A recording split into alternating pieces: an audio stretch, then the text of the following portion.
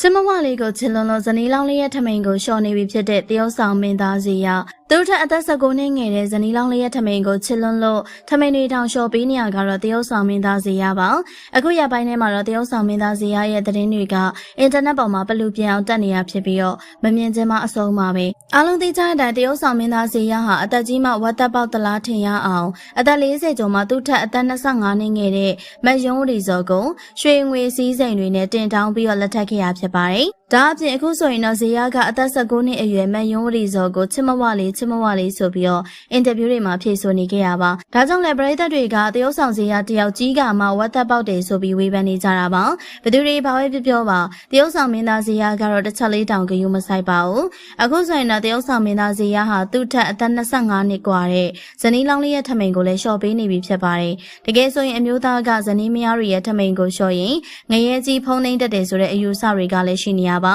ဒါပေမဲ့လည်းတရုတ်ဆောင်မင်းသားဇေယျကတော့ဘာကိုမှဂရုမစိုက်တော့ပဲချစ်ဇနီးလောင်းလေးတို့ထမိန်တွေကိုရှော့ဖို့ပေးနေရပါဗီဒီယိုကိုကြည့်ရှုနေကြတဲ့ပရိသတ်တွေအနေနဲ့ထမိန်ရှော့နေတဲ့တရုတ်ဆောင်မင်းသားဇေယျကိုဘယ်လိုမြင်လဲဆိုတာပြောသွားခဲ့ပါအောင်ရှင်နောက်ထပ်လည်းစိတ်ဝင်စားဖွယ်အကြောင်းအရာတွေကိုတင်ဆက်ပေးသွားမှာဖြစ်လို့ကျမတို့ရဲ့ channel လေးကို like and subscribe လုပ်ပေးခဲ့ကြပါအောင်နော်